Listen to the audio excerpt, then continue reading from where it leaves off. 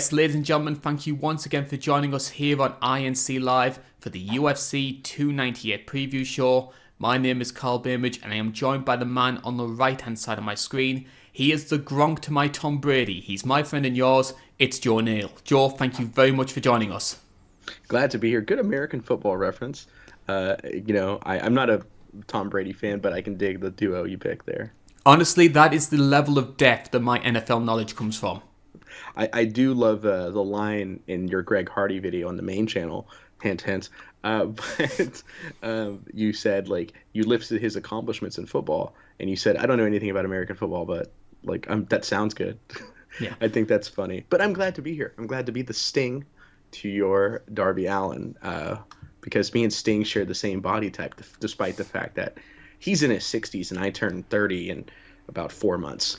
I was going to say, Joe, that's pretty harsh on Sting there. I mean, he is an older gentleman, and I mean, he's still competing at a high level comparatively. I'd like to look like him at 62. Honestly, I've seen him. I've seen him take super kicks and no sell them. That's a level of toughness I want to aspire to. But more importantly, he wears a T-shirt because it protects him from nipple twists. As in, when I think it was the first Forbidden Doors, one of the Bullet Club Japan guys tried giving him a nipple twist, and he no-sold it. Are the Bullet Club like, high school bullies or something like that? They used to be. They're like, at least like that's what they feel like now. They used to. That was like kind of like I felt like their joke whenever Kenny Omega let them. But now, like, I don't even know what's going on with them now. And they've definitely run their course for sure in New Japan. Now, this show will be going out at the same time as the Super Bowl. We recorded on the Saturday and upload on Sunday evening. And being pro wrestling fans, we've got a little bit of a Sunday night war going on here. We're going to be going up directly against the Super Bowl. And Joe, I think it's safe to say this is going to be the least watched show we have ever done. I don't believe that because, there's being an American, there's a lot of people, a lot of conspiracy theories that the NFL is script, and I'm not going to say my sources, but I actually do have the script here for the Super Bowl. So it looks like the Chiefs are going to lose by 27 points. Yeah, okay, that'll put butts in seats, I knew the moment when you said it was scripted, I knew you were going to make a Tony Schiavone reference. I love him so much, but I had to do it. Whenever we said war, I was like, I have a piece of paper right here I can use. So, for anybody who is slightly curious right now, yes, this is an MMA show. We're going to be talking about UFC 298, which will be taking place in just under a week's time. Taking place in Diaz country. We're back in California as well. We will be mentioning the Diaz's a little bit later on in the show, so please stay tuned to that one.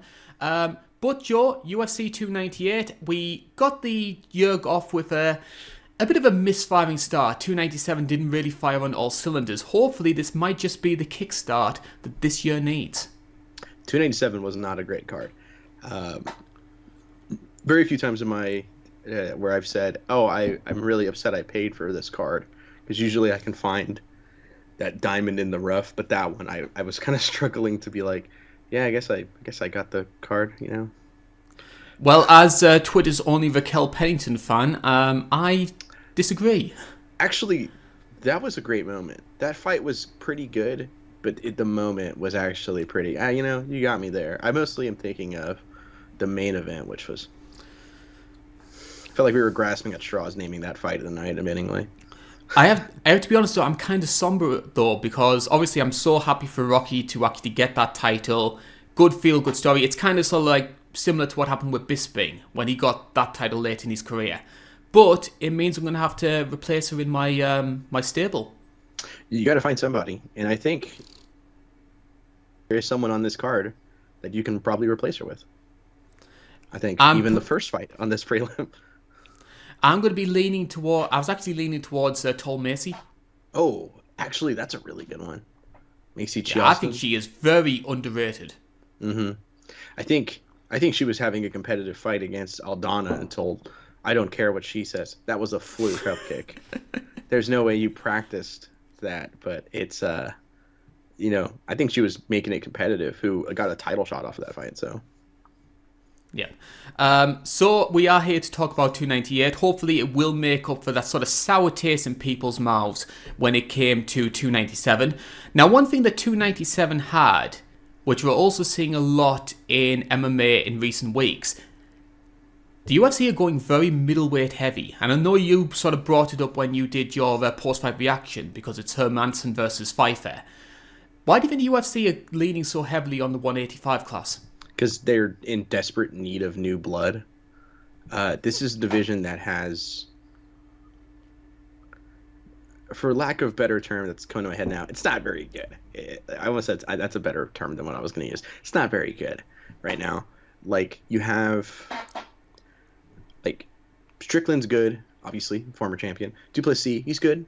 You know, it's kind of an amazement he wins fights when you watch him fight, but he is good, you know.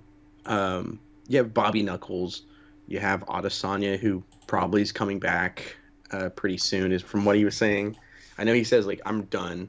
I'll come back, like, in a year's time. And he's like, I'm just kidding. No, maybe I'm not. I don't know what's going on with him. But sure. At the same, I don't know, though. Like, you have Jared Cannonier as well. But, like, there's guys like Marvin Vettori, who's kind of fallen off a little bit. You know, Marc-Andre Barrios, Roman Dolidze, Imavov, and Brendan Allen. Brendan Allen, actually, who is very exciting on the come up. Very much turned it around. I was hoping Paul Craig would be like some new blood for this division, but he's 1-1. He still can do it for sure. But it's this division really needs some help, because a lot of people have been here for a while. And the top guys usually don't fight very often. Like, I don't remember the last time Cannonier fought. My brain says it was Strickland, but I know it wasn't. You kind of want a guy like Chris Curtis to do better so he can get to that position. But I don't know. It's definitely an odd one. They need blood, and either that or they accidentally signed too many middleweights, and they're just like panic throwing them all like when we can. No middleweight fights on this card, but plenty surrounding it, as we sort of touched on there. And there could be a middleweight fight on an upcoming card as well, because, Joe, at the time that we're recording this, which is on the Saturday before this goes live, we still don't know what UFC 300's main event is. Yeah, which is really weird. I hope it's not what I think it is, but... And what are you personally thinking it's going to be? I was thinking I was very adamant it was going to be Colby Belail, but not Colby Belail, Leon Belail. I was thinking of Colby because I saw an article of him complaining about a broken foot before we started, but Belail Muhammad and Leon, I thought it was going to be, but I feel like they would have jumped on that to announce it already. And I have this fear in the pit of my stomach that they're going to say it's Alex Pereira going up to heavyweight for Tom Aspinall. That's a rumor that's gaining traction. I don't want that. I don't want that. I want Aspinall to starch him, but I mean, I don't know. I don't want that. I don't like the idea of a guy who, if anyone just had the foresight of shooting a double leg on, like, just getting a chance to be a 3-division champion. It doesn't sit well with me either. Yeah, it's very... And especially as well that he would have done that despite never defending either of his other belts. Yeah, basically. Yeah. The one thing that gives me hope that it might not be the case is 301 is apparently going to be in Brazil. And if you don't have Pereira on that card, you're going to be leading with Pantoja in a pay-per-view main event. And I don't think the UFC are going to take that chance. Yeah, that's a good point. So I think they're probably better off waiting till 301 for him. Obviously, seeing Aspinall fight is exciting to me, but it feels really scummy seeing Pereira in that getting a heavyweight shot as well against who I think is the real champion as far as I'm concerned. Yeah, I'm personally thinking it's going to be DDP versus Izzy, but I think they're haggling on money on that one. But we'll see how that goes. Or they're just going to announce it before they even talk to either fighter. They seem to be doing that a lot recently. Weird. Apparently, there's another fight on 300 that is having that issue. Yeah. And Ariel Helwani heard what it was, and he's like, I'm not gonna risk anything here. You guys have fun. We will turn our attention though to UFC 298. I'm going to be starting off by talking about the prelims. You can see those on your screen right now. And we're in the strawweight division. It's Amanda Lemos who is taking on Mackenzie Dern. And I'm going to open it up with this one, Joe. Is there still hype on the Mackenzie Dern hype train? Or did Jessica Andrade take away that last little bit of it? Oh, man. I'm trying to think of how to word this. Because I'm afraid to look at her. I have a picture here of her. I'm afraid to look at her because I'm going to get distracted. No, in all honesty, I feel like the hype train for her hitting that level's probably left the station already. That said, she's always going to be a fan favorite, relatively, because of a very marketable woman. And single now today, Just saying. We all technically have a chance. As you mentioned many times in our DMs. Oh yeah, that I like. It's like, Alexa, stop texting me today. Do you think Mackenzie will respond this time? Cheyenne Vlismos is busy, but no. Yeah, I think that train is probably left that station. I think Andrade put the smackdown on her so hard that. I'm admittingly surprised she's coming back this early. Part of the reason for that, of course, is because Lemos was supposed to be fighting Tatiana Suarez. Yeah. Suarez, unfortunately, had to pull out through injury. Dern has jumped on this opportunity, which I think is probably the last chance that Dern's going to have to try and be in that sort of elite bracket. And there are things about Lemos which we saw in the last fight she had against Wei Li. Mm-hmm. I think there maybe were some weaknesses against a grappling heavy fighter. So there is an opportunity for Dern possibly to exploit that. But Dern's going to have to eat a lot of big shots to try and get it to the mat. And that's where the concern comes from. It could end up just like the Andrade fight, potentially. Because round one, Lemos is up there as one of the most dangerous fighters, in my opinion. Yeah, until you get her in an arm triangle standing. But I will never forget watching that. I think it was like one of my first recap videos, and I went, like, that happened? That's crazy. But I think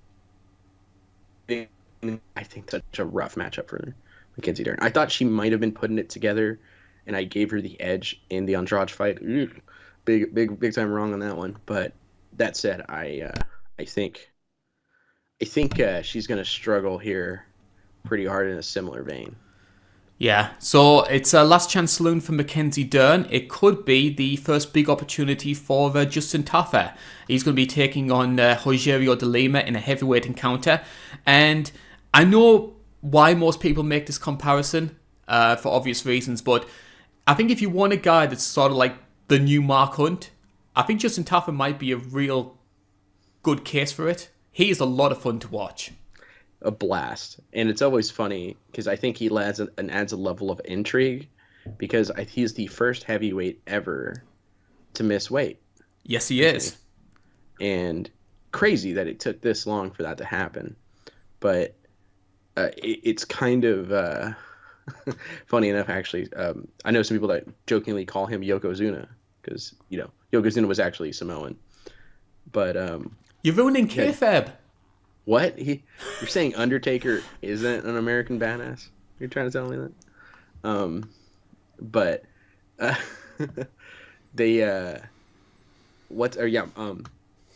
this fight feels like Mark Hunt or Justin Tafa. See, I'm already mixing it. Justin Tafa is a lot of fun, but it adds a level of intrigue because for me, I go, is he actually gonna make weight? Like, that's so funny. But that said, he hits so hard, and like he knocked out a guy who blocked a head kick of his, which can happen. Blocking a baseball bat with your hands isn't the best option, but hits like a truck at heavyweight, just like most people. But for him, it's a little bit different, and he's taking on a guy who can submit him or KO him very quickly as well. That's a fight I don't see leaving round 2 at least, like maybe the first round. That fight. No chance that goes to decision, I feel like. Anything else on the prelims that takes your interest? Opening up the card, because I kind of implied it, was Andrea Lee, but Miranda Maverick is fighting. I thought maybe you might put her in the I have a Gallup soft spot for stable. Miranda. I do have a soft spot. I personally believe that Miranda beat your girl, Macy. She absolutely did. Yep. I remember when they read that decision off, I went, I guess we'll take it. The big thing that stands out for me in regards to this fight, though, it's not so much the fight itself, which I think will be serviceable enough. It's opening up the card. Is I think it's a testimony to how good women's flyweight has now got, because there was once upon a time that people were touting Andrea Lee as a future Chev opponent, and now obviously she's 15, she's fighting to retain her place in the rankings. It just goes to show that you've had this new generation of Grasso, Blanchfield, Fierro, Tyler Santos, who've sort of like come through the silvers as well. It's like women's 125 has got a ton better. It's gotten so good. Like, it secretly turned out that it might be, I think you can argue 125 is maybe better than 115 right now. But I think there's definitely an argument for that. Obviously, nothing's better than 145, you know. The non-existent weight class. Yeah, I don't know. Well, hey, listen. Oh, no, she's not. She's fighting at 135, Kayla Harrison. But I forgot. But, jeez, man. But regardless, this fight, I don't want to get too off track thinking about a horrifying weight cut. This fight, I think, is interesting. It's opening up the card. Andrea Lee, she can take you down. Doesn't do much from on top, but she's got like a decent striking. Miranda Maverick is a very aggressive grappler. So I think it'll kind of be, can Andrea Lee keep off her back? And if so, is she going to like, how big of her advantage is going to be in the striking for her to capitalize on it? I think that sounds interesting.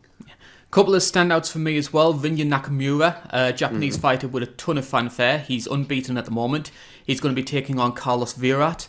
And also as well, if you want to know the sort of cutthroat nature of the UFC, especially around short notice fighters, Val Woodburn, who made his debut on short notice against Bo Nickel, he took that fight on a week's notice. It was on International Fight Night. It was on the main card, actually. Yeah. Of course, doesn't go well for Val, and here he is, second fight on the Fight Pass prelims. It just goes to show, that the UFC, when they need you, you get the bells and whistles, but when they don't, there you go. Yeah, well, I mean, at least they gave him a chance. They gave Chris Matinho a second chance. They did. What does it say, though? Guido Canetti finished Chris Moutinho faster than Sean O'Malley did. Well, Sean O'Malley, I mean, I'm not saying anything, but he might hit like a small girl. I say that as he just won a fight by finish against Aljo. So, I mean, maybe not. I just wanted to make that reference. Honestly, one of Jack Slack's best lines, in my opinion. It's a beat Magomed Sharapov. He just hits like a small girl. I mean, that kind of makes sense. How many times have you seen a guy land that many picture-perfect left hooks on the chin of a guy, and it doesn't even faze him? Like, I don't know. It's kind of odd. But, yeah, I mean, I think the prelims are pretty good. I mean, the main card, obviously, we're going to talk about. But that main card, I always forget how good it is until I look at it. Yeah, it's certainly a step in the right direction after what happened at 297. Mm-hmm. Yeah, 299 even looks good. So we open up the main card in the middleweight division, and the number 14 seed, Anthony Fluffy Hernandez, he will be defending his ranking up against the short notice Roman Kopylov. Now originally this was supposed to be Hernandez taking on Ikram Alaskarov, which would have been a fantastic bout. A lot of hype behind Ikram. Unfortunately though, he has to pull out. Kopylov steps in on short notice. This was, however, a fight that was supposed to be taking place at Noche UFC, so a little bit of rescheduling. Both fighters will have prepared game plans for one another. A lot of fanfare around Kopylov going into this fight based off his recent knockout streak. Is it though, at 32 years old, a little bit too little too late for the Russian? It's kind of odd because he doesn't look 32. He looks like Chase Hooper. Yeah, he looks like I'm a big Pokemon fan because I grew up a nerd. It looks like Chase Hooper evolved into Kopylov, and then the final evolution is Ben Askren. It's kind of what I feel like. Maybe Kopylov's the final because he is a bigger guy. I was going to say But Askren is he fought most of his career as a welterweight, didn't he? yeah, welterweight. So and they usually get bigger in it.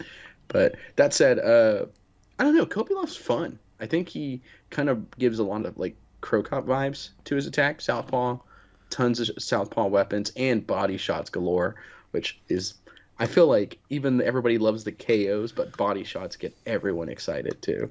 Um, I think it could be too little, too late. But that said, I mean the champion. How old is Duplessis? What, he's 33, isn't he? I think he might be, yes.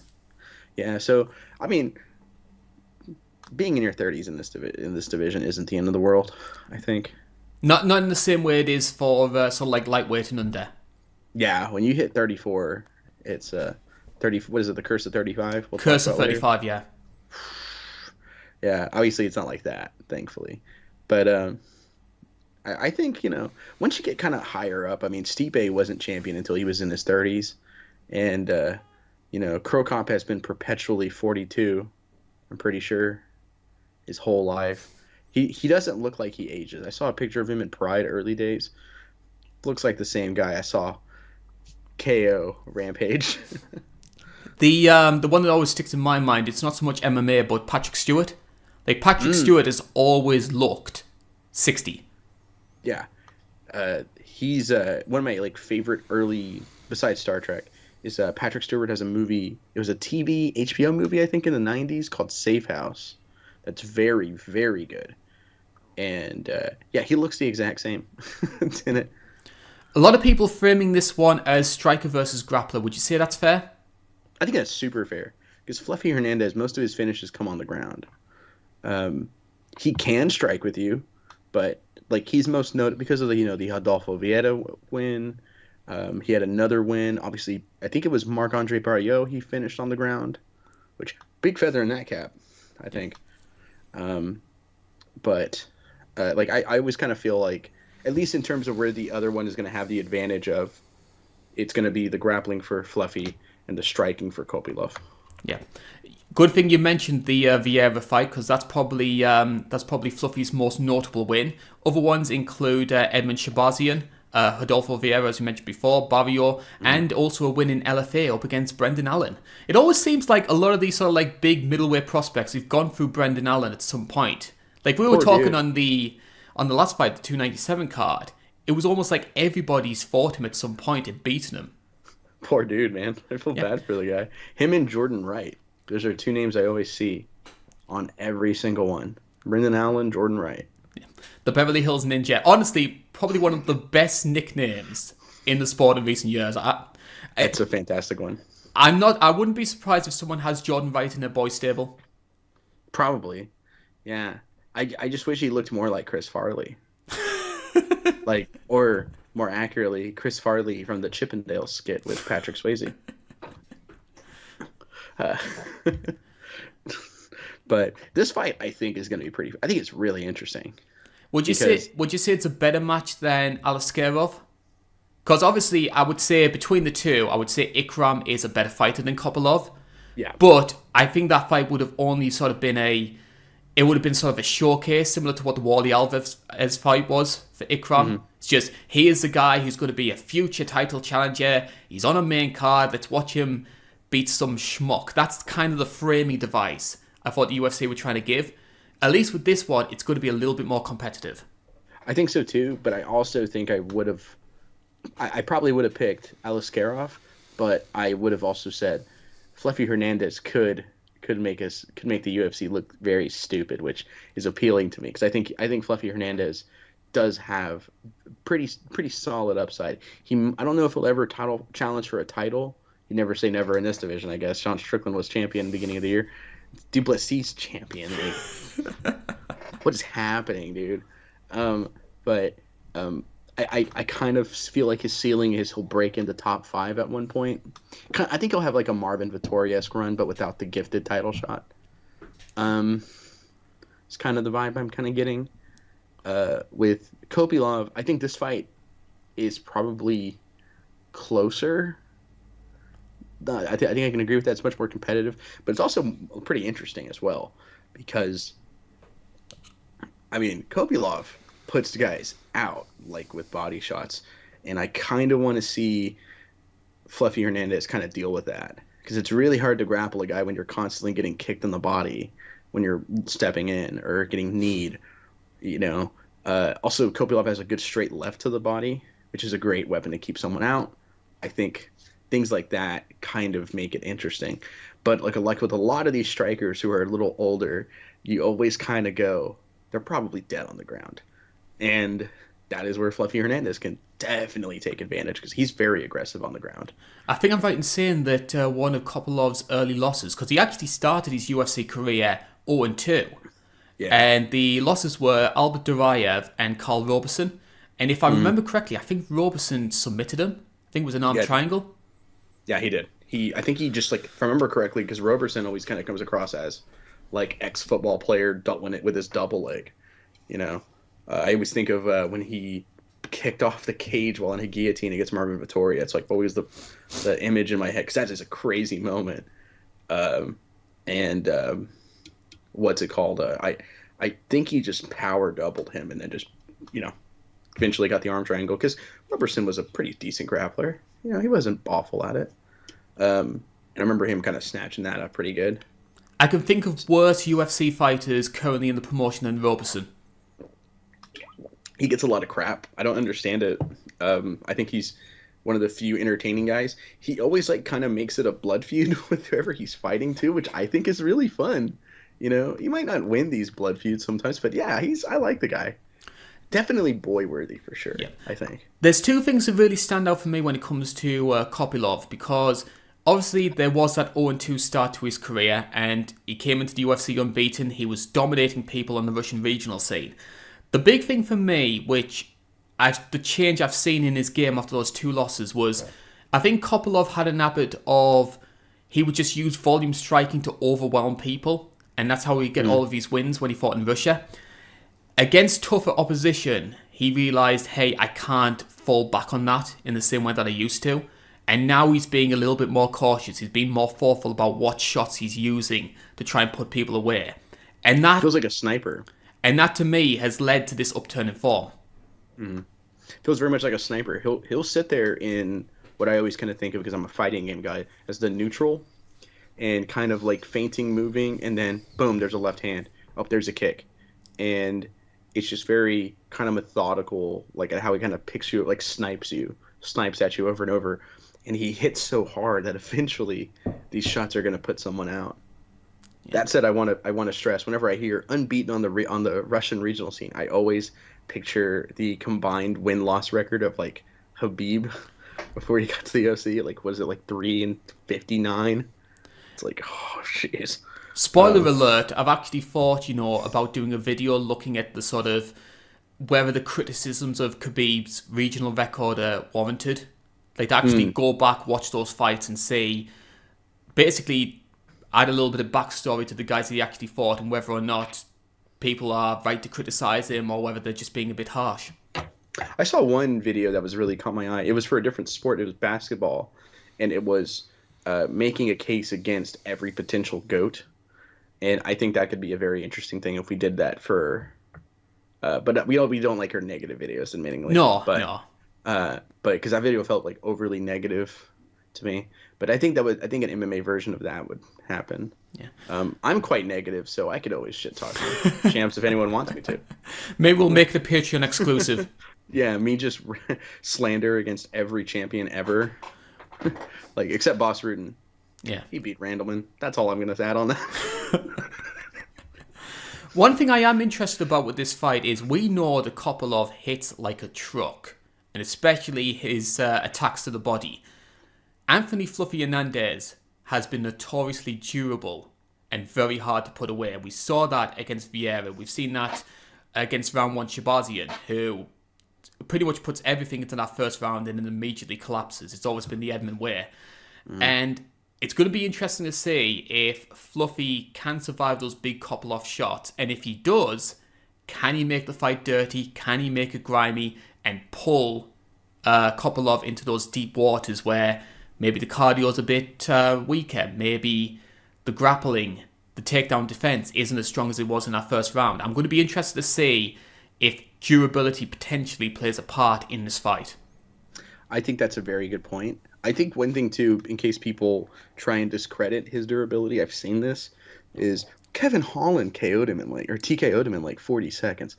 Well, to be fair, Kevin Holland at that point in time was going to become Fighter of the Year for 99% of us in 2020. He was on a hot streak, and he actually hits really hard. So, like, and you can get caught even though you're durable, like we've seen it thousands of times. Like, Anderson Silva was actually very durable, and there are times where, a lesser judge probably would have called it in his first Chael Sonnen fight, right? Like, there are definitely some moments in that fight where it's like, you could probably call it here. I think the durability is going to be a factor, because that Rodolfo Vieira fight shows you how much, like, I always hate the term, but heart someone has, and that resiliency to keep going, even though, like, which that fight is amazing. That fight is really crazy when you think about Rodolfo Vieira's grappling pedigree, and then this guy guillotines him. It's awesome. Not for Rodolfo. Well, yeah, but tough luck, bud. Just kidding, but yeah, pretty awesome as a fan. Because Rodolfo fought yesterday, didn't he? Yeah. It just goes to show, that like there was a lot of people hyping him as sort of like a potential prospect, an intriguing guy, kind of a similar sort of mold as sort of like a Marco Madsen type. He had this great, acclaimed pre-UFC career in grappling. Let's see what he does at the top level. And that just took all the wind out of Rodolfo's sails. And I don't think he's ever been held in as high a regard. No, it's crazy how that happens. Like, it was Volkanovski that came in and got KO'd by, like, Khalil Roundtree, and then, like, there goes that, like, it's always really interesting when you see these, like, mega stars enter MMA. There's a reason, like, Gordon Ryan is never going to be in the UFC. That and his urine will melt the cup. That guy's got, like, radiation, like, his rads from Fallout Style are through the roof. But there's a reason you're never going to see him, like, in the UFC probably, because he would have an incredible amount of hype. It just takes that one. I hate that you said his urine would melt the cup just as I was taking a drink of tea. To be fair on my part, when someone is recording in OBS, I can't see their camera. So there was no way for me to know. But damn it, that's really funny. But like, I that's what kind of makes a guy like Bo Nickel kind of special. Is, granted, he hasn't fought, like, competition yet, but what kind of makes him, like, interesting is if he beats, like, competition, then okay, like, this guy is the man. Because it's such a steep fall when you come in accomplished in something outside, and then don't have that success here. Speaking of, the next guy fighting is a great example of the opposite of that. A guy who never had that fall, really. Which way are you leaning towards this one before we move on to this next fight? I think Fluffy is gonna get that fight to the mat at one point. I think he gets it to the mat, and I think he just beats him up and snatches a neck from there. I'm leaning that way too. I don't think that Fluffy's going to finish Kopylov, but I usually, when it goes to striker versus grappler, I lean towards the grappler. I think that Kopylov is going to have... I can picture Kopylov winning the first round, but I don't see him getting the finish. And I think those second and third rounds, I'm going to think that Fluffy takes control. So I'm going to say a Fluffy unanimous decision. I think the big thing for me is how, before your gas tank starts to, and your takedown defense starts to wane, because that's just a natural thing for any fighter, how much do you attack the body successfully before that to kind of bring his cardio down to your level, if not make it worse? Because that's kind of something I'm interested in, So I think it depends on how much body shots Fluffy takes early on. That will signal his success and how much he has of it in the later rounds. That said, I do think once he gets him down, I feel like he's a big finisher. I think he puts him away second or third round for sure. I've got it listed here actually that his of the submissions he's had in his career, 7 submissions, 5 of them have come by guillotine. So that could be a potent weapon. Yeah, he's good at getting him from top position as well. Like he'll stretch you out, and random Jeff Jarrett quote popped in my head when I said stretch you out, but I think he's really good at, like, very similar to, I forgot who was doing it recently, using it was Gilbert Melendez I saw doing it. Well, Gilbert would elbow and kind of force his opponent to kind of put in. Most guys like Tony have, like, Tony Ferguson going for, like, Darce chokes off of that. I've seen Fluffy attempt guillotines from there, so I think that is definitely something he can definitely snatch up, because he's pretty good at snatching that neck. Fight number 2, and we're going to a match which, in my opinion, should be, personally, if it was up to me, this would be the core main of this fight. I'm very excited for this one. It is Merab Dvalishvili, who is taking on the former champion Henry Cejudo. Number 2 versus number 3. Potentially, a title fight could be at stake for the winner of this one. Merab comes in as a minus 190 favourite. You can get Cejudo at plus 160. And we'll deal with the elephant in the room first here. Should Merab Dvalishvili already be fighting for the belt? Absolutely. He is clearly... I mean, when Aljo was champion, we all said, okay, well, in reality, this guy's the number 2 guy. You know? Well, now that Aljo's not, how does he go to number 3? I don't really understand the logic there, especially because Aljo's not even going to fight at 135 anymore. So why is Cheeto leaping him? And I think the answer is quite clear. They don't want Sean O'Malley to lose that quickly, even though Cheeto's I think is going to beat him. But Merab is such a nightmare for Sean O'Malley. I actually posted a poll on the Twitter page asking this same question, that why hasn't Merab got the title fight yet? And people seem to be split 3 ways. Some people think that it's because Dana still has the feud with Aljamain, and he wants to try and punish Merab by being sort of like his best buddy, because he wanted to do that fight and Merab said no because they're teammates, that sort of thing, which rubbed Dana the wrong way for whatever reason. Yeah. Others were the same as you, that they thought that Merab would be a stylistic nightmare for Sean O'Malley, who the UFC have a vested interest in. And there were other people who thought that Merab, being this sort of cardio wrestler, very grappling heavy, it just wouldn't have been an exciting style to have as your champion. I think it's funny, he's like a cardio wrestler, but outside of one fight, which I will never forgive him for. Aldo.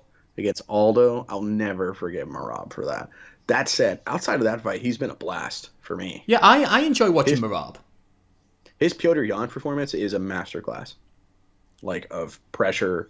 It is, like, for me, that fight went, oh yeah, you're a top guy right now. Like, let's go. Because the thing that stood out for me as well was that, and a lot of people forget this because it's like just over a year ago, that Piotr Jan still had this real aura around him, because the first Aljo fight, you obviously had the illegal knee. Need him. The second Aljo fight, I saw some people make the argument that Jan won that one. And then with the Sean O'Malley fight, everyone was unanimous in believing that Jan won that. So there was this aura, even though he had these losses.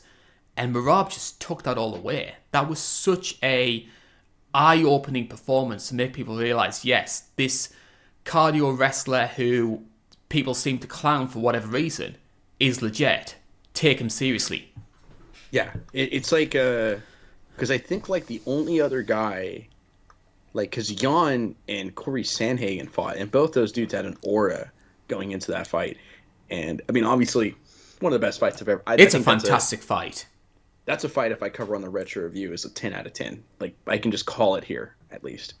And, because no fight, wank, has ever broken my skill. And, but... yeah, that fight is fantastic, and Jan came out with a win. it's a close fight, but Jan pulled away, and he had an aura. And I remember my brother, he was a big Piotr Jan fan, and we're watching the fight, and he goes, "What is Jan doing?" Like, and I said, "Dude, he's getting broken. Like, Merab is breaking him," and it was just never expected. I expected a competitive fight, but not like that. Like, it was wild. And he's fighting a guy who is like, it's kind of like, you ever like go to like the funhouse mirrors?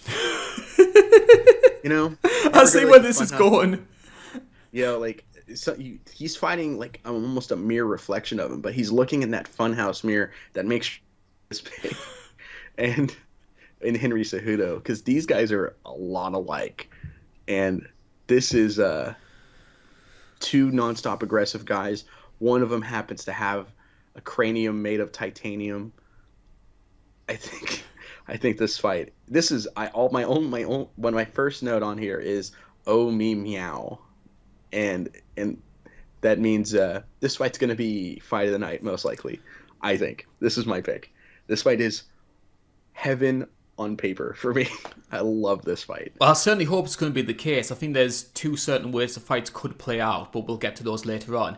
A lot of the reason that people think that Merab deserves this title fight is because a 9-fight winning streak, and I've got some of the names here of the fighters he's beaten.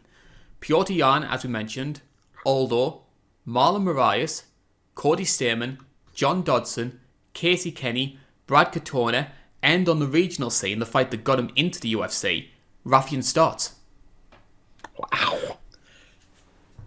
Yeah, he's insane. He's really good. Rob is awesome. And he fought this like 6 foot. He sparred this 6 foot tall chick and double leg. I remember that. Yeah. That was kind of funny. And everybody went, "This guy's living my dream, and I hate it."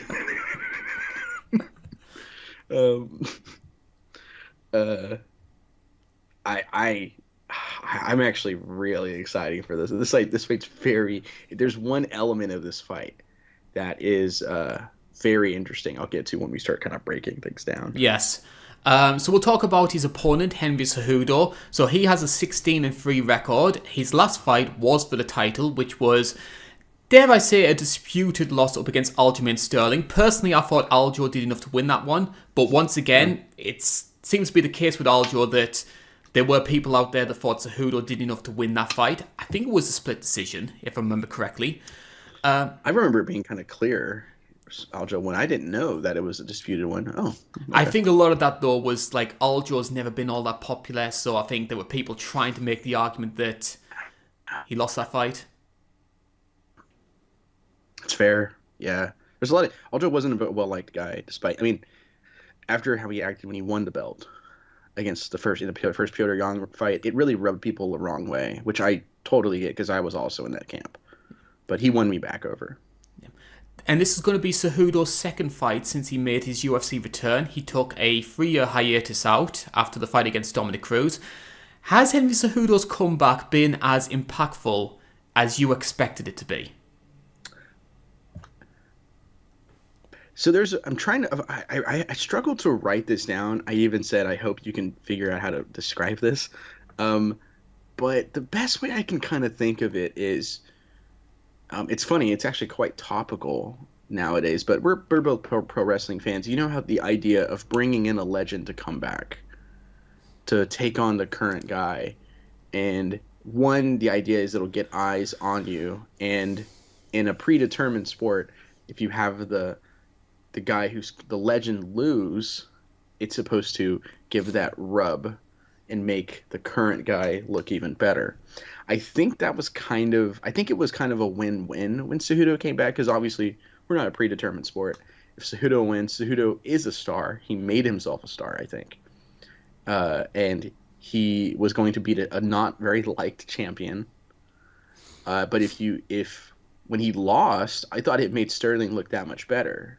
And it made Bantamweight look that much better, that your champion could take on a guy who legitimately, I think if he would have beat Sterling, was top 3 GOAT material in my mind. Like, I think he was right on that cusp of entering that like GSP, Fedor, Aldo kind of territory for me. I have time for Aljo, but I wouldn't put him that high. No, I think he's arguably the best bantamweight ever, but not like greatest ever. Like Aldo, I think has that. I think he's kind of earned it in my mind going through his like catalog recently. And I've always been a big Aldo fan, so very much biased. But like GSP, the clear number one guy, greatest of all time. Yeah. Was there anything that surprised you about Cejudo in that Sterling fight? I was surprised Sterling was able to take him down that easy. It wasn't easy, like per se. He had to really work for it. But I expected both guys to kind of cancel each other out, not Sterling to have the advantage of the wrestling. That really surprised me. But Cejudo was doing very well in tight, landing good shots when they were clinched up and really making they were both really going at it in the clinch. And I think it was probably a strength thing because Aljo is very strong. But I think Cejudo did really well in that fight. I don't think he got dominated, but I thought it was clear in my opinion that he lost. But I that's what I think with Merab being closer to his size because Aljo is a monster at 135. Aljo was huge at 135. I don't know. Maybe it's because he fought, before Sean O'Malley, he fought 3 short guys in a row, TJ, Corey, not TJ, not Corey, TJ, Cejudo, and Piotr Jan, who were all around the same height, but he seemed like a 55er there against them. I don't think Cejudo looked bad though, and I don't think he even looked that rusty. I thought he looked very well prepared, and came in looking still very impressive against Sterling. So the big thing that surprised me though was him getting taken down at all, admittingly. Yeah, that was the part that surprised me as well. And I actually watched parts of that fight, and I was surprised to see a lot more striking exchanges than I remember. Mm-hmm. I just remember it being like purely a grappling match, but there were times when they were standing, and I thought Cejudo looked good in the stand-up. He's kind of strange to me, Henry Cejudo. He reminds me a little bit of Patricio Pitbull, who's another short, stocky guy, but just seems to make himself feel longer and taller than he actually is. They're in the same camp. That's why. They're training partners.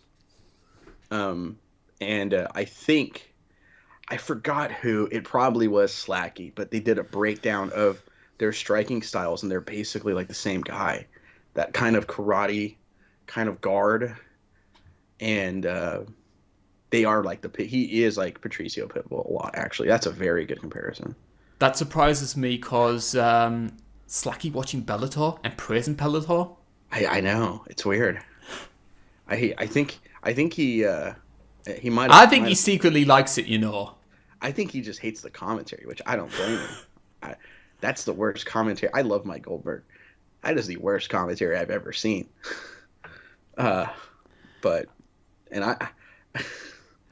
listened to Snoop Dogg do commentary. Right? That was horrible. Him and Uriah Faber was horrible. I love Snoop Dogg, but that was terrible.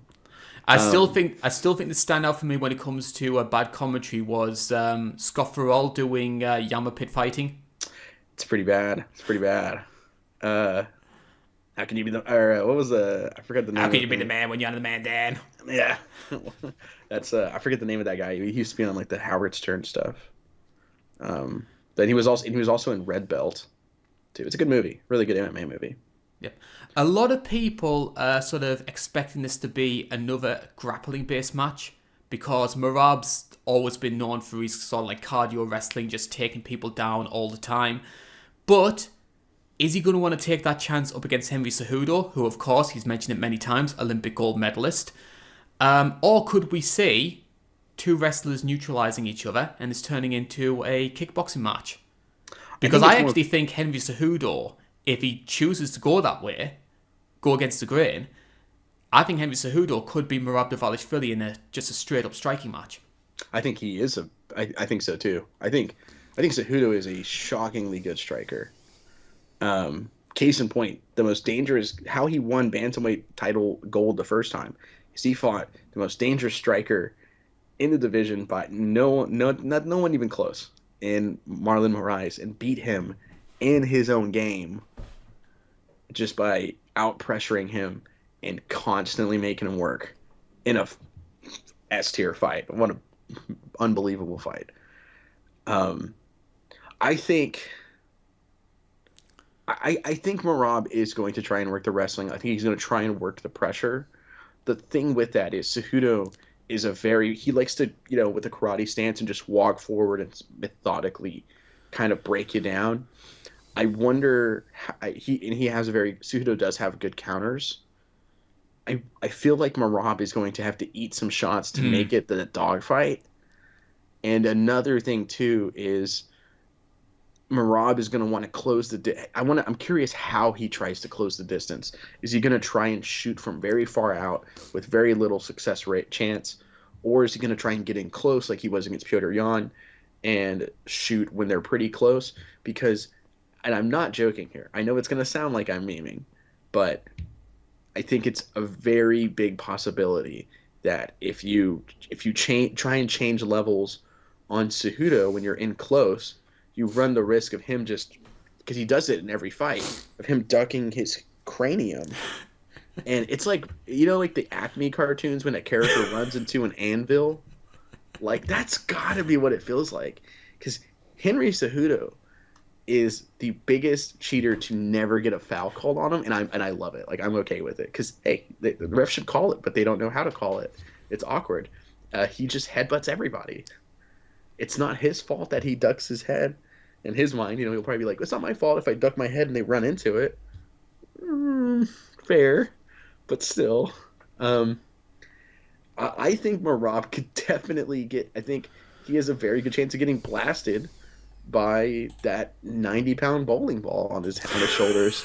I think he's just going to get I think he has a very good chance of getting hit by this sneaky and 100% legitimate technique by Cejudo. I think Cejudo is more technical everywhere on this fight. If this fight was 5 rounds, I would probably lean towards Merab, but it's 3 rounds. And I have a hard time picking against Cejudo here. I just can't see Merab breaking Cejudo. I know that Henry's 36 years old, but part of the reason why the Petr Yan fight turned out as dominant as it was for Merab was because I think by the 3rd and 4th round, Yan just realised I've got nothing for this guy. And just the takedowns got easier and easier. I do have some concerns about not so much Merab's takedowns, because we obviously know he's great at them, but he doesn't hold people down.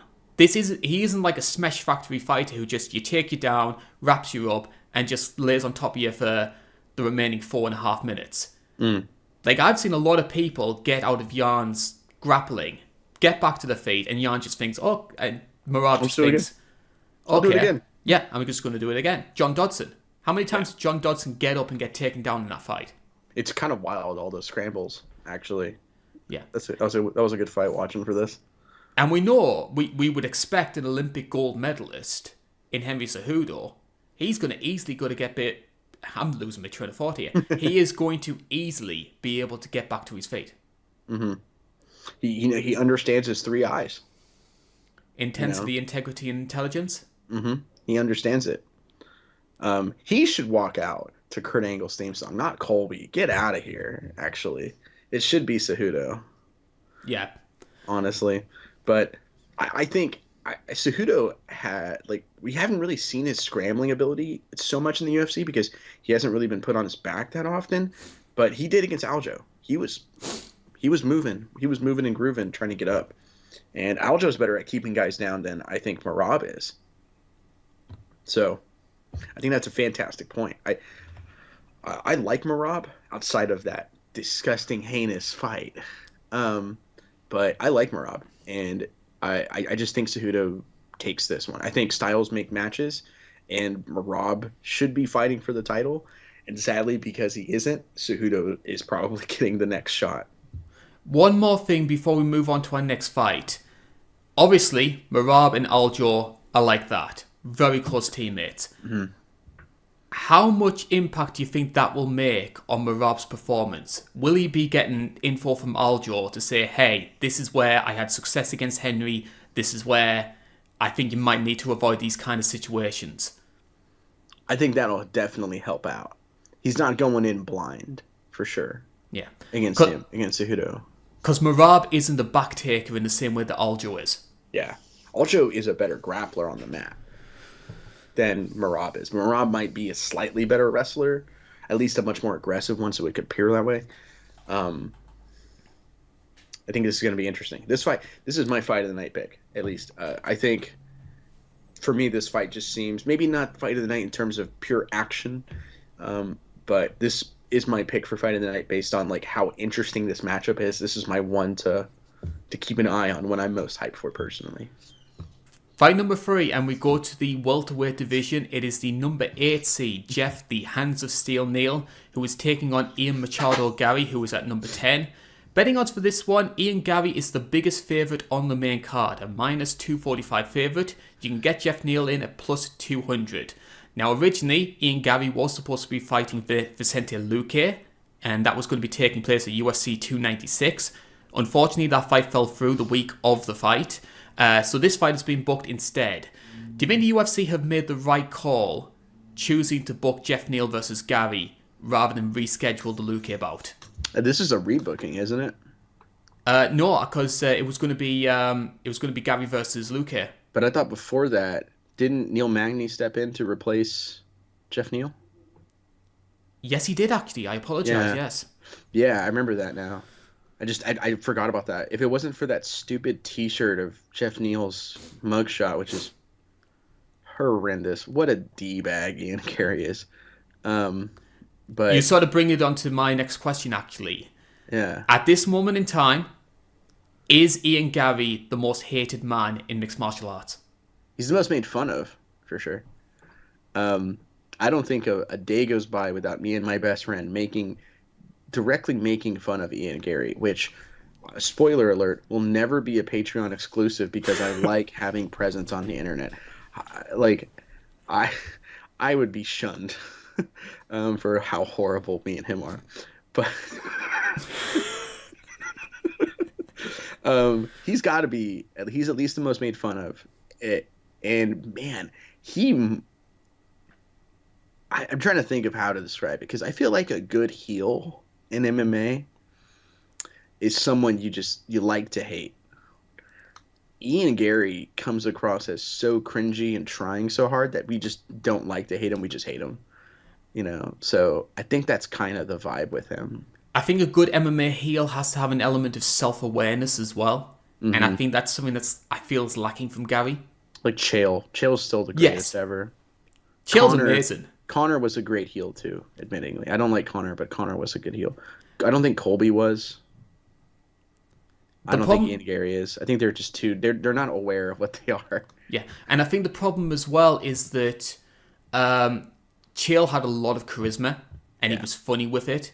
I think with Colby and Ian Garry as well, it's not natural to them. It feels like they're coming across with these sort of like pre-calculated lines that they need to get out. It's this, ooh, burn, look at this great line I thought of in my hotel room last night.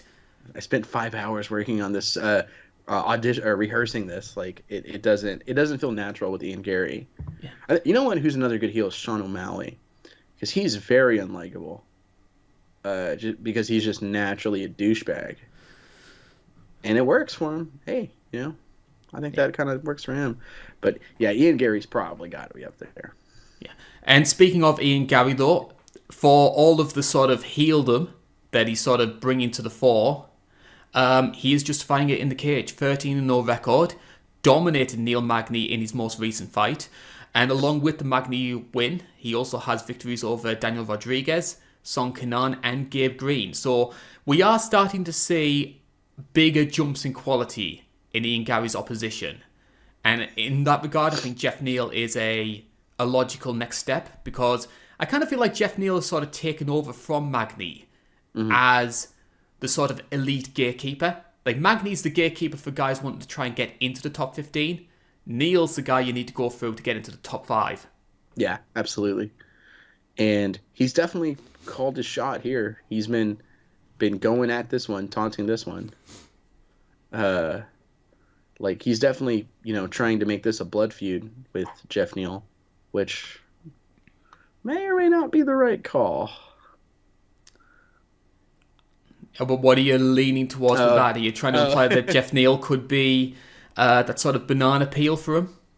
I think Ian Garry needs to be on his technical best here because he might have. I think he picked the wrong guy to taunt, or he. It's kind of an Aldo Connor situation, which, by the way, that fight doesn't exist. But I remember someone telling me that they remember that fight going like Aldo comes out with a haymaker and eats a counter because he was so upset. Don't remember any record of that fight, but that could be a similar thought process here because Geoff Neal has a monster of power. His Vicente Luque win, like it's hard to talk about, admittingly, because of how dangerous that KO was. And that is the guy he chose to make fun of. Had his whole family dressed up to make fun of him. I'm sure it was his wife's idea. But that's mean. That's actually mean. But I actually feel guilty.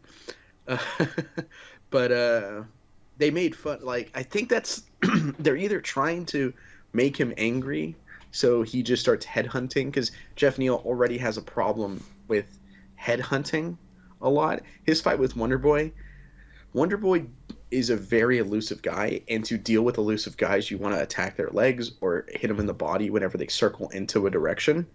And Geoff Neal just headhunted and got dominated for 5 rounds because of it. But that said, you have to.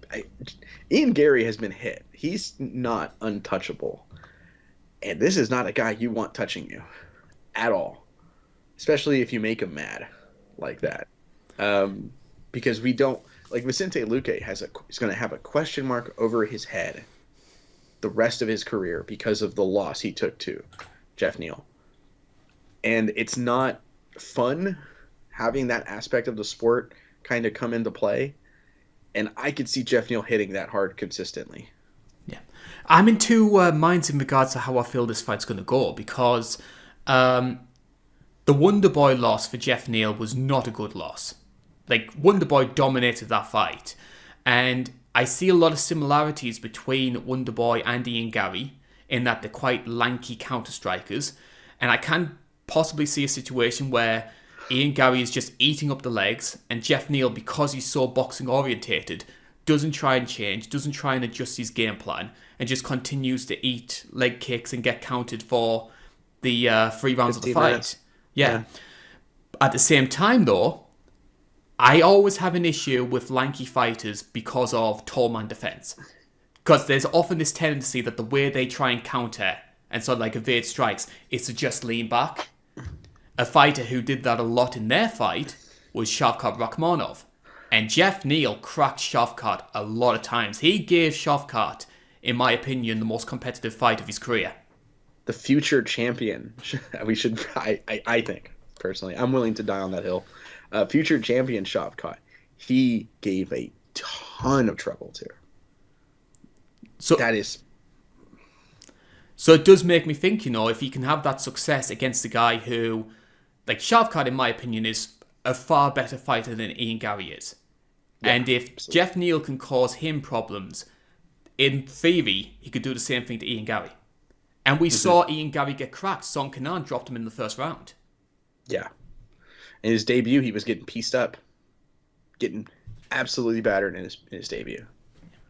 Until he got the one-shot KO. And I think...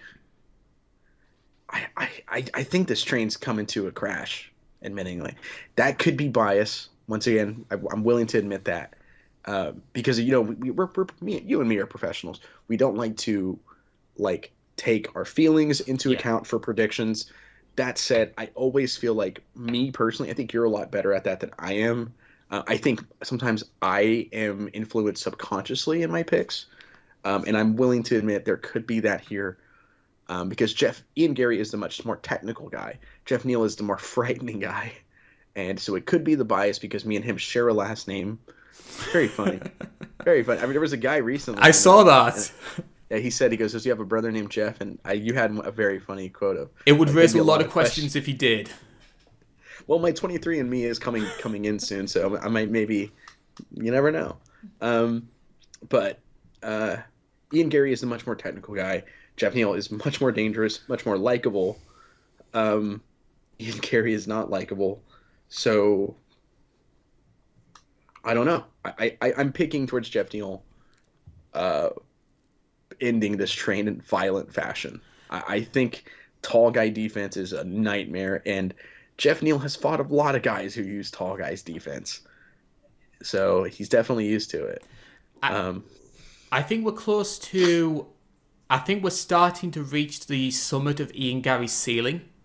Yeah. But I don't think that Geoff Neal is going to be the guy to sort of derail that. But I think Ian Garry, I can see Ian Garry maybe making sort of like top 5, top 6. And that's where I'm thinking, how much further can he go? Because then he's going to be facing like the full-on elites of this weight class. And this is a very, very good division. One interesting note I've spotted from reading into this fight is Ian Garry, of course, was with Killcliff. Unfortunately, they decided to part ways after that. He wanted to try and work with Renegade. Leon Edwards, of course, is the champion, didn't want to do that. So he's been training with Shooter Box for this fight. Could we see a more Shooter Box style from Ian Garry going into this fight? It's going to be aggressive. It's going to be... it depends on how aggressive he comes out then. Because when I always think Shooter Box, like a modern day Shooter Box, I think of Charlie Olives, honestly.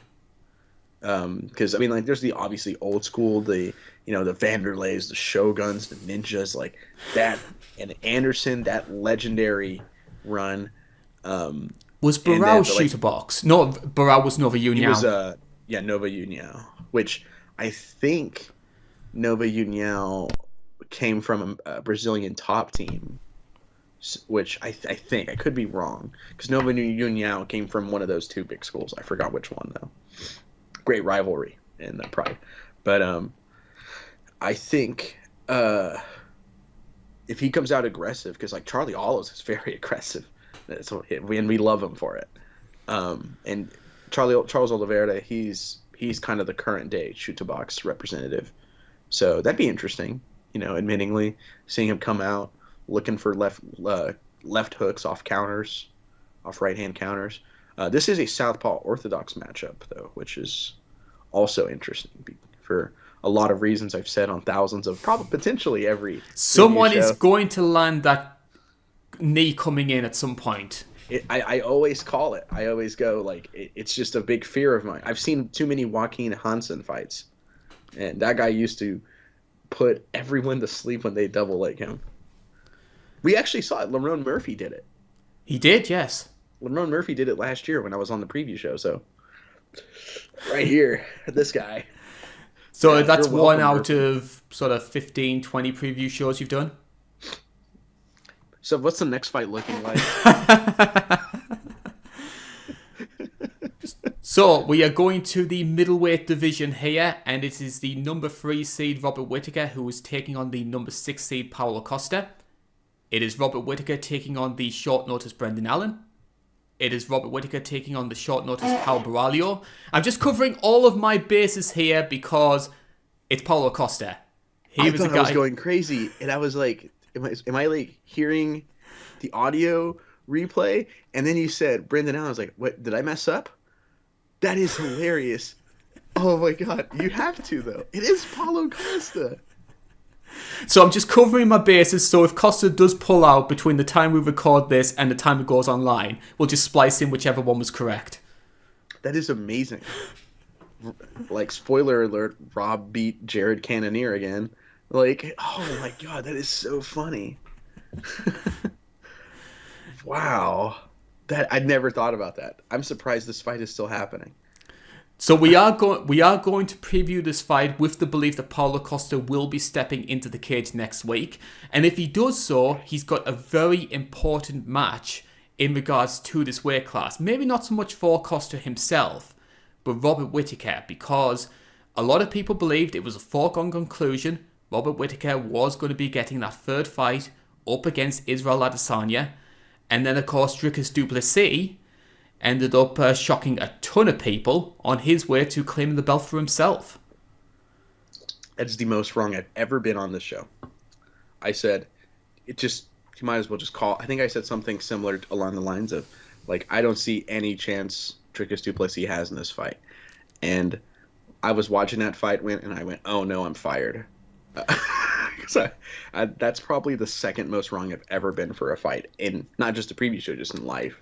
At least you didn't have to do an on-air shoey because of Juliana Pena. Oh, yeah. The most wrong I've ever been still is Ben Askren by a unanimous decision in a domination unanimous decision against Masvidal. And then that doesn't happen. I don't just pick the wrong guy. I pick the wrong guy instead of it being the entire fight domination. It's the fastest KO ever. I don't think I can be any more wrong scientifically than that. In all fairness, Askren was winning those first 4 seconds of the fight. Yeah, he was dominating until that knee landed. That's pretty good. Octagon control. Yeah, he was the one pushing the pace. I'm gonna use that now. One thing I will ask though, in regards to Robert Whittaker, is there was a lot of people that sort of framed that as sort of like the start of Whittaker's decline. You know how hyperbolic the MMA fan base can be. But bearing in mind what DDP has done since that fight, has that loss sort of eased a little bit? Has it aged quite well? I think it has. I feel like losing to a guy like that is just embarrassing in general. I'm nothing against him. I think it's his style and like how he fights. You go, that guy's beating people. Like, it kind of doesn't make sense. That's why I think he's going to be kind of a hard sell to mainstream audiences, because like of how his fighting style looks personally. But that's a whole other topic for another day. I think that fight has aged well. And this isn't the first time I've heard this is the decline of Robert Whittaker, because I heard it after Adesanya beat him the first time. Yeah. So we'll focus in detail here on Whittaker. So a 22-7 record. His last fight was that loss against DDP. But his notable wins during his career include Marvin Vettori, Kelvin Gastelum, Jared Cannonier, Darren Till, 2 wins over Yoel Romero, and the fight that got him that run to the title, Jacare Souza, Derek Brunson, Uriah Hall. That is probably one of the most impressive laundry lists of trophies on your belt, so to speak. He has. It's no secret I'm a big Robert Whittaker fan. I personally think very, very highly of him in terms of his career. But that resume, I think, speaks for itself of how great that is. Those 2 Yoel Romero fights in context are even crazier. Just reading them are pretty nuts. But then in context of, oh, you broke your hand 5 minutes into the first round? Oh, you had one leg? Like that first fight is... I think the first fight is... I'm sort of in the minority opinion. I think the first fight is better than the second one. Mm-hmm. And I think Whittaker had to face so much adversity, bearing in mind how badly his leg was chewed up. I think that first fight is a better story, but in terms of action, the second fight's better. But I think because you and me, we come from a pro wrestling background. We count story as well as the action when it comes to a fight, and how we kind of score it. I think those fights are equal, and I think they're basically masterpieces of fights, like of violence there. Yeah, because I think storyline does play a role in judging, so like the quality of a fight, whether consciously or subconsciously. But like, if you have 2 fights which take place and they're exactly the same, but one of them is opening up an Apex prelim, and one of them is a title fight at Madison Square Garden, the latter is always going to be seen as better than the former. Absolutely. It's just kind of how it is. Is it fair? No. But life isn't. Like, it's just kind of how it is. It's the same thing in, like, professional wrestling or a basketball game. Like, in basketball, big basketball fan here, one of the games people say is like one of the best ever in recent memory was Game 7 Cleveland Cavaliers against Golden State, where the Cavs win by like a crazy shot in this crazy close series. If that exact same game happened, but it was like the middle of the season, early season, like where no one really cares, but no one's gonna care as much, you know. I've seen fantastic games in regular season that no one talks about. It's just kind of how it is. I think given you're the big Whittaker fan, I think you're the right person to ask this question. Now, I've seen people make this comparison, and I understand why some people might see this as a derogatory insinuation. Personally, I don't feel that way. I think it's quite apt, and I think there's positives to it. Is Robert Whittaker a better Michael Bisping?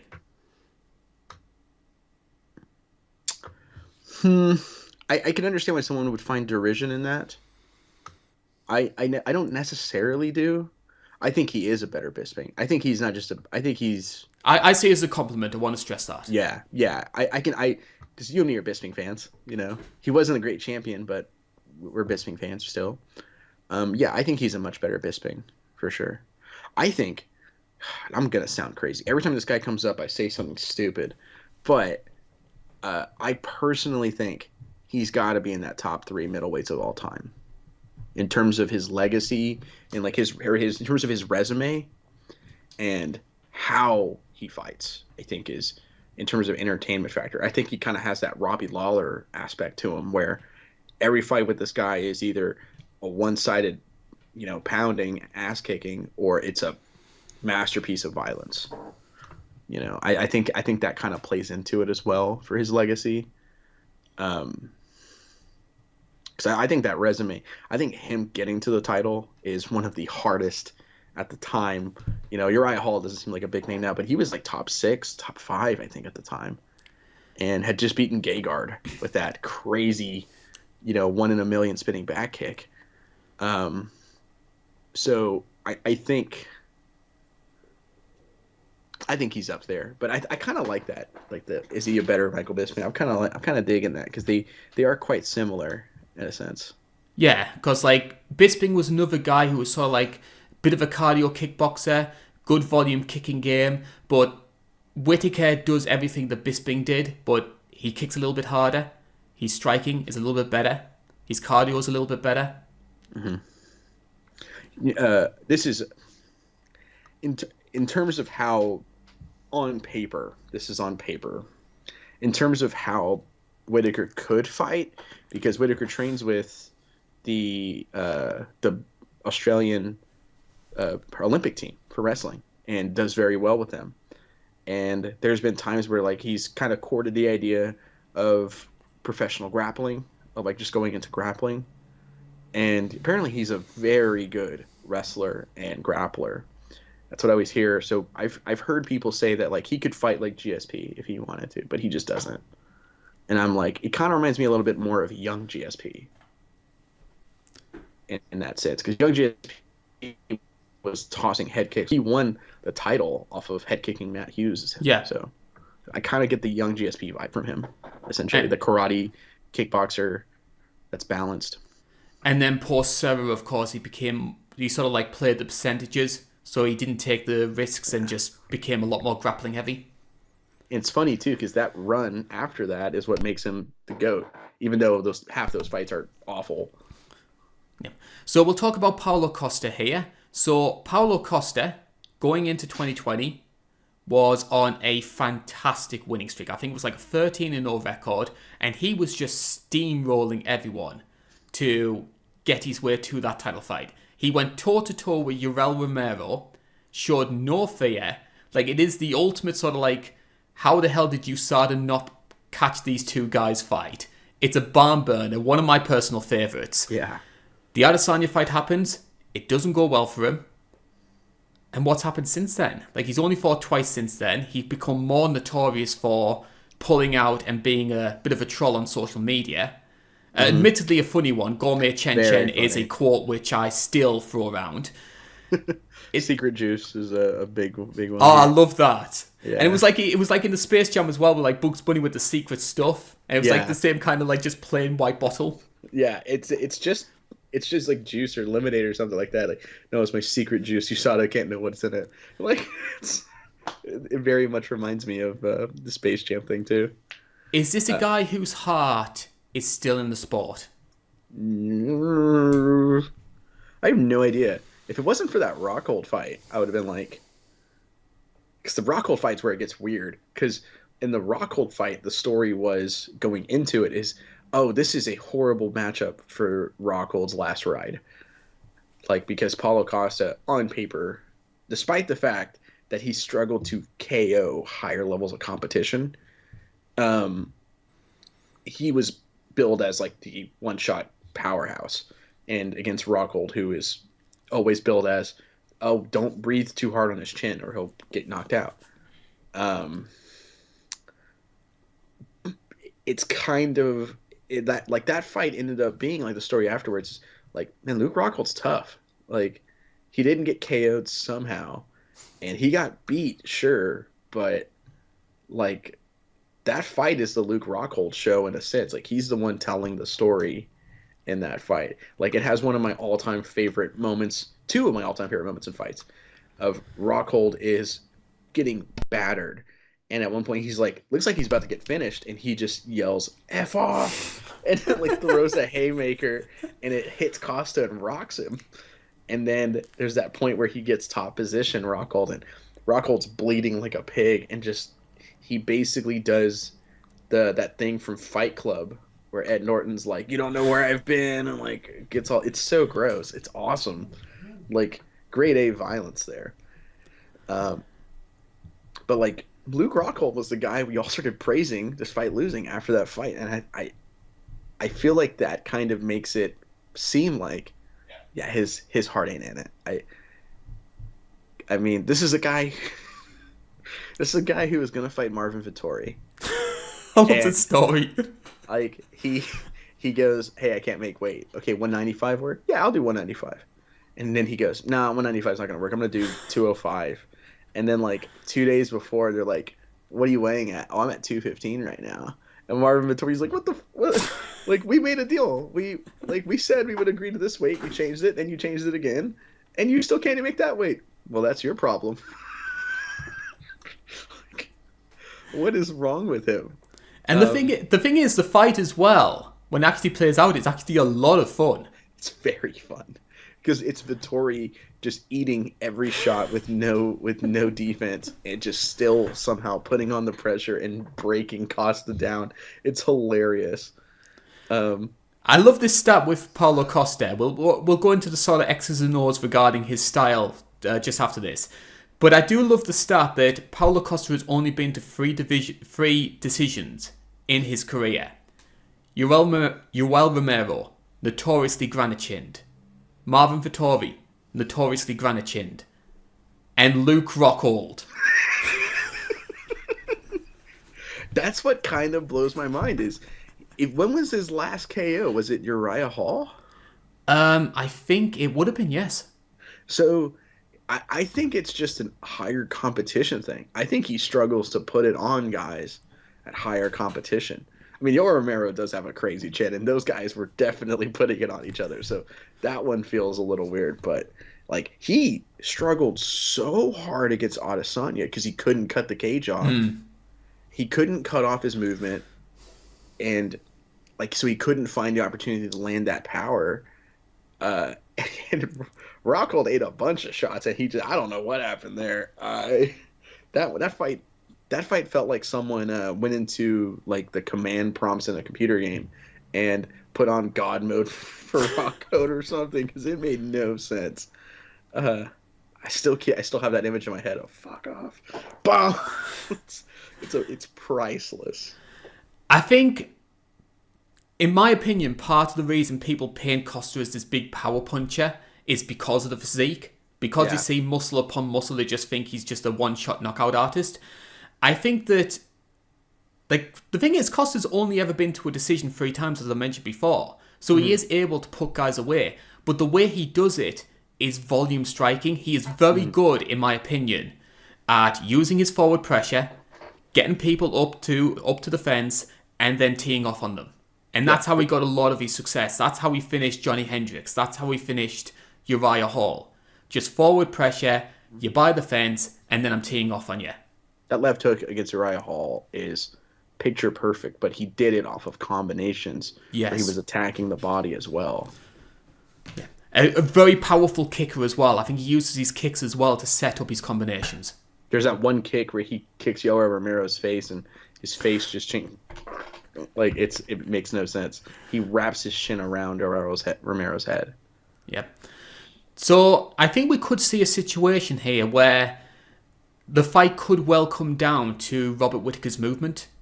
Mm-hmm. If he is able to avoid those sort of big Costa flurries and not give Costa the opportunity to sort of like corner him, I think it could be, I wouldn't say a one-sided fight, but I can see Robert Whittaker just sort of like, maybe sort of like cruising to that sort of 30-27. Costa's always going to be dangerous because that's the kind of guy that he is.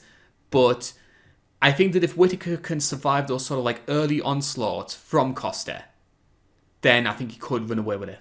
I think Costa's got a pretty good chin on him, admittingly. Yeah. I think a similar fight that we've seen that you could kind of be like, oh, I can kind of see the comparison, is Jared Cannonier and Bobby Knuckles. Yes. And I think that fight's going to be kind of similar to that. I think that fight and this fight are almost not like a 1-to-1, but I could see it being quite similar, admittingly. I don't see Whittaker being able to finish Costa, though. No. Because Whittaker's never been that kind of one-shot artist himself. No, he hurts you with a head kick, then goes to swarm. But he himself hasn't had a finish in a while. He got close against Gastelum, Cannonier. He's gotten close basically in all his last couple wins. I think Jokere was his last finish, and that was 2017. Yeah, so he also has like kind of struggled to put away the higher level guys. Yeah. So definitely not a knock. It's hard to finish somebody in a fight. It's, that's why it's impressive when there is a big finisher like that. And we're talking about this shuffle that the UFC are trying to enforce with the middleweight division. What do you think happens with the winner of this fight? If we assume that Izzy DDP is going to be next, does the winner of this fight the winner of that? Did he fight Strickland? Or did he fight like the Brendan Allen Marvin Vettori winner? Especially if Brendan wins, what's going to happen? I think it's going to be either Brendan Allen or Sean Strickland is the winner of this one. Because Sean Strickland, Paulo Costa, can you imagine that press conference? Like, I think for Paulo Costa and Sean Strickland, remember when they did that really corny world tour with like Conor and Aldo? I think you could do something like that. Like, I would watch that just to see Sean Strickland yelling about something offensive and Paulo Costa showing up in various turtleneck sweaters and glasses, like showing off secret juice flavors. That sounds like a blast to me. That said, I think we're both picking Rob. I am, yes. Yeah, I think that's I don't want to jinx myself again, but I am picking Rob. I don't think there's anything wrong with sort of making predictions. I mean, it's part and parcel of the show, and if we do get it wrong, then it helps. Like, people can just say, haha, you didn't get that one right, yeah. But it's like, that's what happens. That's what happens on this show. It's like... I'm mostly just afraid of what happened the last time I picked Bobby Knuckles to win. That still haunts me. Like, Duplessis haunts me to this day. Yeah. I usually make a point that if I have sort of like a strong affinity to a fighter, I usually either don't give a prediction or I sort of instinctively go against their opponent. Like, I didn't want to jinx Rocky. And that's part of the reason why I chose Myra. But we both, if you go back and watch the show, we both said how the fight would play out. Yeah, to a T. And I was like, we've done that multiple times. I feel good. Like, we definitely know what we're talking about. Well, I think it's my first ever full card I covered with you. Your boy, Paul Craig, fought Johnny Walker, and you picked Johnny Walker. And I was like, wow, he didn't pick his boy. It's interesting. And that makes sense now that you say that. I've noticed that in the past that you don't pick your boys and lasses. No. Main event time though, and we are going to the featherweight division. This one, I think it's safe to say if you were to look at all of the title fights that the UFC have booked, this is the one, in my opinion, which is the most intriguing. Alex Volkanovski is going to be taking on Ilia Topuria, and the bookmakers, they feel the same way. It is an absolute pick'em. Both of them minus 110. So the bookmakers can't decide who they're favouring between the two. So I'm going to start by asking this question. This is the first time that Alex Volkanovski has competed since the second Islam Makhachev fight. Did the UFC make the right call booking that fight instead of what they should have done and drafted in Gamrot as the replacement? They made such a horrible decision. I don't understand the logic there, because on my mind, they had fought in what I think was probably the unanimous fight of the year last year, right? Am I correct in saying that? Maybe I think it's up there. I think most people. I feel like at least a majority, maybe not unanimous. That's an exaggeration, but I think that was a very popular pick for sure. They had that fight. The pay-per-view did great numbers, and it was a close fight. So people are going to go, oh, I want to see a rematch. Yeah. And then they do it last second for a short-term gain that ended in Volkanovski, who openly said, yeah, I was drinking and partying. I probably shouldn't have taken that fight. And he gets finished, and it kind of kills potential hype for a third fight. I'm in the same boat. I feel the same way. Because I think you could have very easily built, like, let's say Volkanovski has another one or two defenses after Yair, and then you do the rematch. I think you're building up so much fanfare. This sort of like first fight was an absolute classic. Volkanovski would have learned a lot of the mistakes from the first match.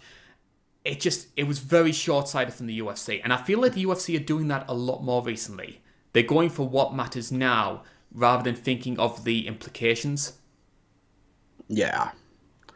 It's stupid. Like, this was a company, if you remember, like I touched on this online like a couple of days ago, but like this is the company who stacked International Fight Week with loads of Australian talent and then did a show in Australia 2 months later so none of those guys could compete. It was stupid. Once again, you and me should run it. We could run that company. We could do better than them, right? What's Scott Coker doing these days? Yeah. Where's Bjorn Repke? Probably trying to start a fighter union. Yeah, probably. Good for him though. Yes. But we could have had. This is why I was trying not to laugh earlier. You said build up for a rematch. I was like, yeah, that would have been amazing. And I was like, and instantly in my head I could hear Limp Bizkit, like, you think you're special, and I was like, we could have had that. Like, wow. There's only one title fight that warrants you think you're special, and we all know which one that is. It's coming too. It's happening. We willed it into existence. It's so awesome. I feel really bad too, because like I think that Islam fight, the second fight, kind of makes this fight harder to pick. Yes. Like a lot of people remember that fight and are now starting to raise questions about Volkanovski.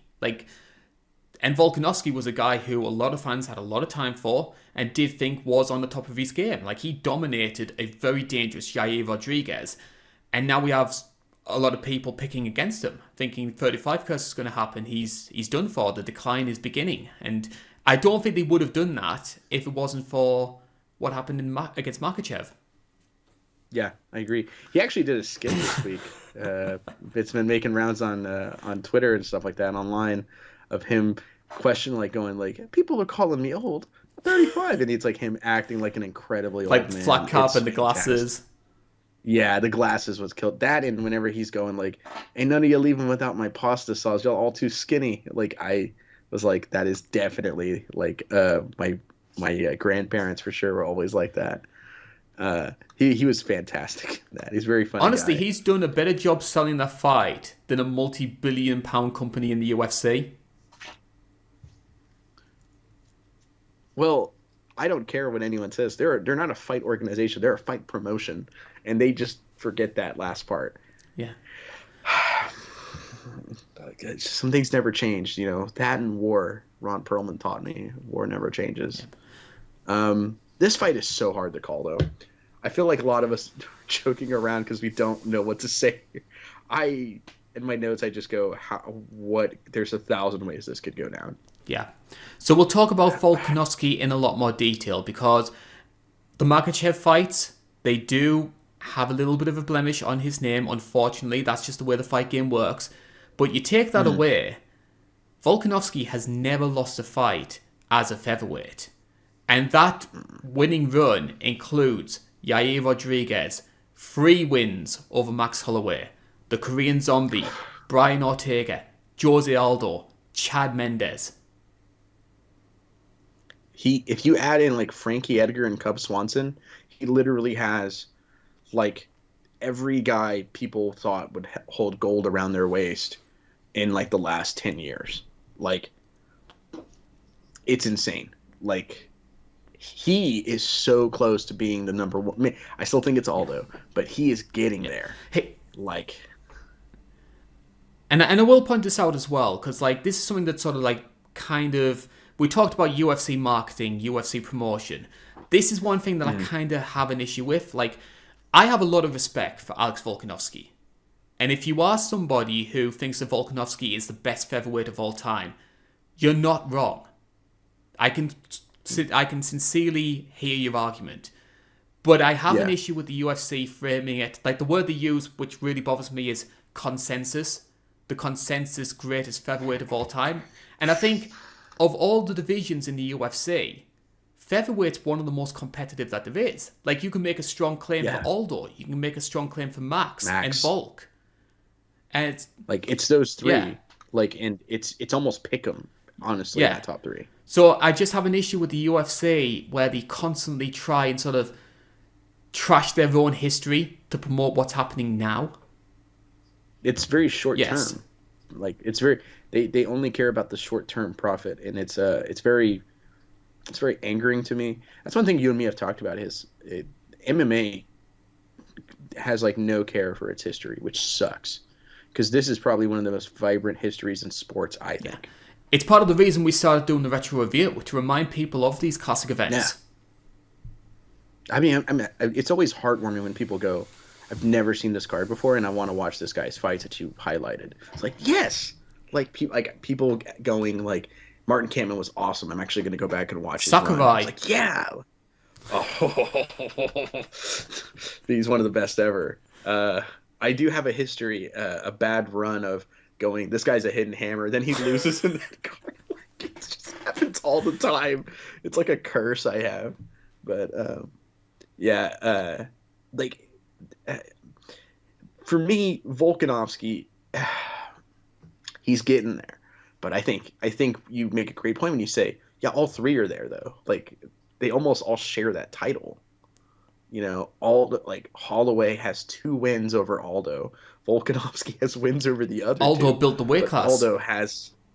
Aldo is the weight class. Like, you know, it's kind of rough, kind of crazy. And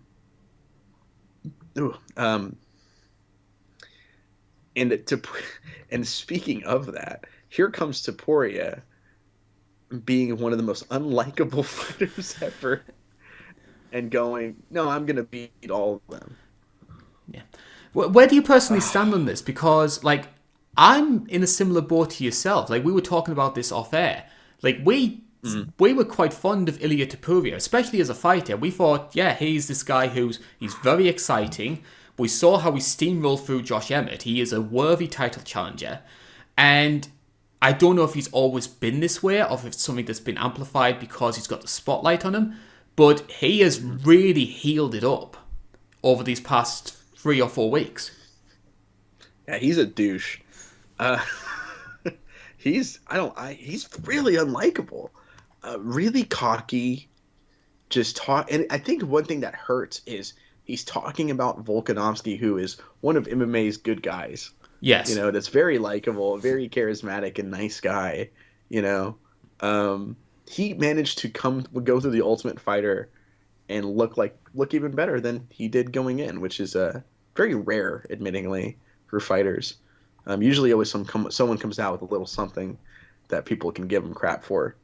And Volkanovski came out almost more likable outside of like, oh, he doesn't like what people don't like his cooking.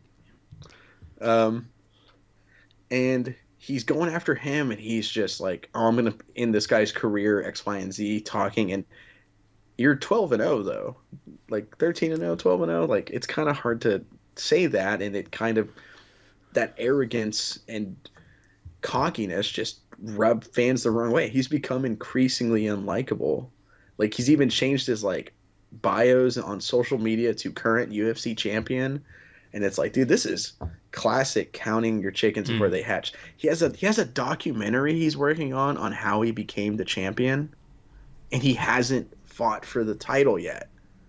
Like, it's just mind-blowing level of looking ahead he's doing. You know those YouTube clickbait videos? Like when trash talk goes wrong, and they'll have like Joe Rogan in the corner with like a big shocked face. That's what I'm picturing right now. A big arrow pointing to the baby, and then the plane coming in, right?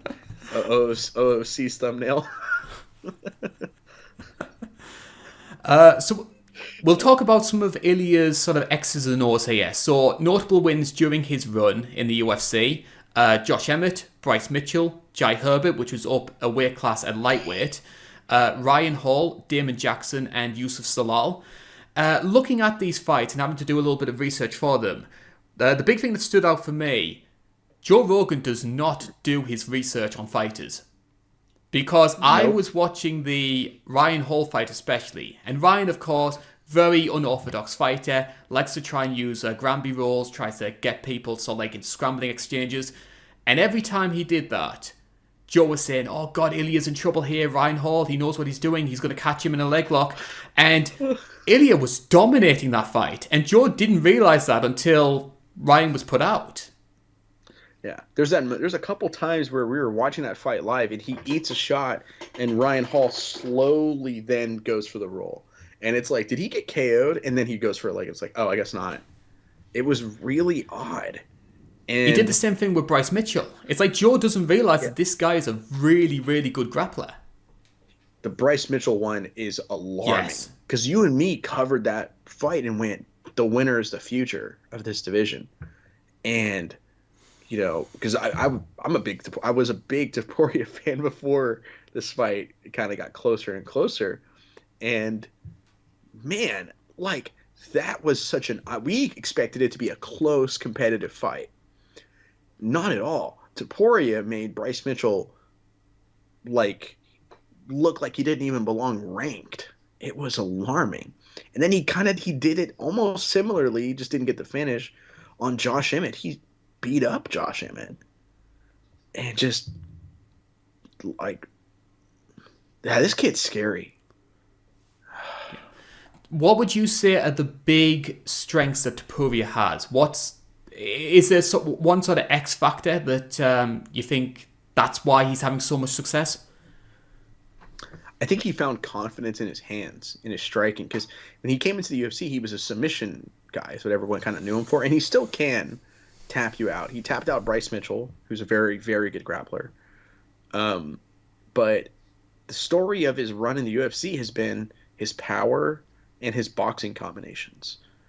His combination to put away Jai Herbert is picture perfect. I've seen it maybe 50 times this week, and it just doesn't get any better. And I feel like that, and he's a fantastic wrestler. He's a very good wrestler for being like, you hear like a really good European wrestler. Most people kind of like, go, oh, that's like an American and Russian thing or Cuban thing. And no, he's very, very good wrestler as well. He's able to really control where the fight takes place very well. Like, he was defending takedowns from Emmett, Bryce Mitchell, and stuffed 90,000 leg lock attempts from Ryan Hall, which is still one of the craziest fights. Just weird, not like crazy entertainment, just a weird fight. And like, when he puts that fist on you, you just go out. Like, it's kind of a scary level of power he has at 145, which doesn't usually have the biggest power like that. Like, forever, Jose Aldo was like considered like one of the biggest power shot guy in that division, besides like Chad Mendes. I was going to say Chad Mendes. Mendes and Chad Emmett. Mendes is all time. Oh yeah, all time it's those two, and because those two are like two of the few guys that like starch guys. But Aldo had a reputation for being one of the hardest hitters ever, as well. Very rarely knocked guys out, like when he kind of got to that level, and like so that it's like a big deal when like Emmett and Chad Mendez are one-shotting people into the next dimension, you know. And Topuria kind of has a similar vibe to that. I don't think he's quite like them, but he's at least more technical than them, which is very scary. Yeah. There are a couple of things that I've noticed from watching some of Topuria's oldest fights.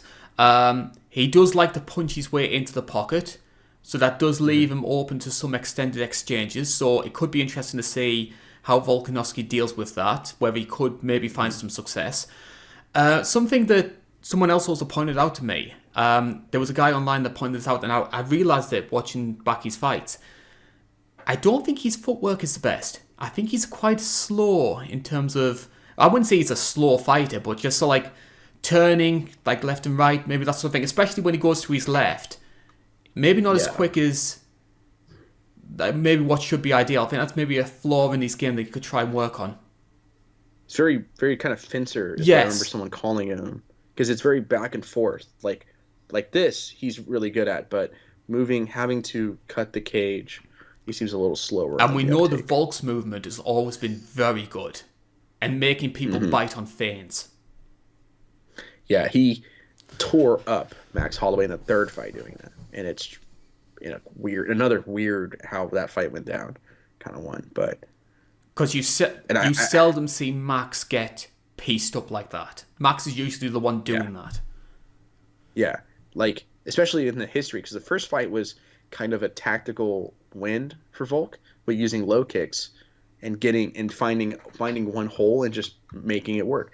The second fight is Max piecing him up and Volk powering through for a very close win. But the third fight made no sense, how that went. And one thing I know about Topuria, and a flaw I noticed in his game, and it could be because I watched that Jai Herbert fight 3 times, but I also saw other people trying for it and having a decent amount of success with it.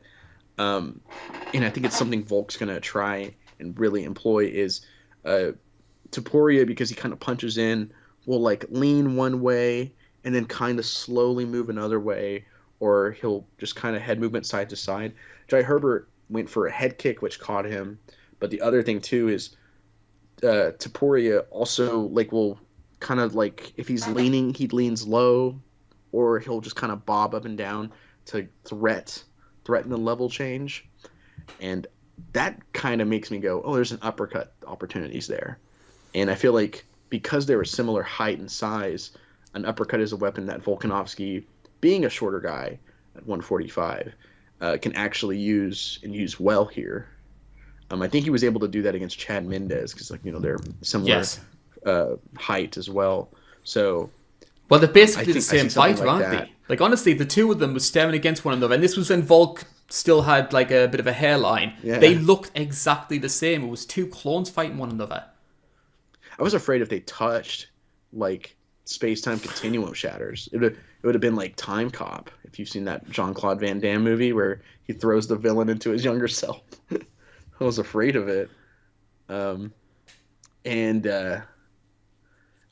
definitely see the uppercut being there for Volkanovski in the movement, because the movement is the footwork, of course, is the big thing I've noticed as well. And that's where I think the edge is. Power is Topuria, but you got to hit a guy like Volkanovski, who is very hard to hit.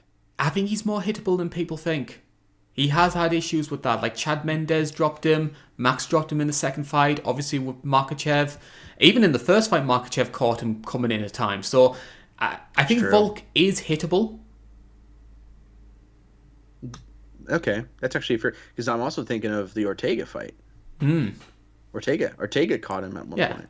I think Brian Ortega's underrated in terms of his striking. I think he's obviously known as a grappling guy given his background, but Brian Ortega has some hands. For sure. And what sucks is everyone always brings up the Max Holloway moment where Max Holloway's coaching him mid-fight. But in fairness, that is prime Max Holloway when he was the probably like a pound for pound top 2 or 3 guy. And they forget Ortega won the 3rd round. Did he actually? In my opinion, he did.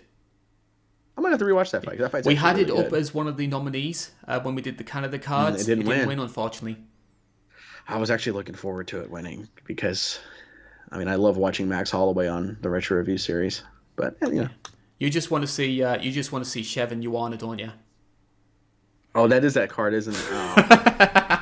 Oh, I want to see Joanna. I want to see Joanna every day. But if there's a strawweight fight, we might do Joanna as like a Retro Review topic, which could be a lot of fun. Or we'll get people hating us because it's women's MMA. And then Invicta comments are very funny to me. We'll get to those in a little bit later. So, time to put your money where your mouth is. Joe, which way are you leaning with this one?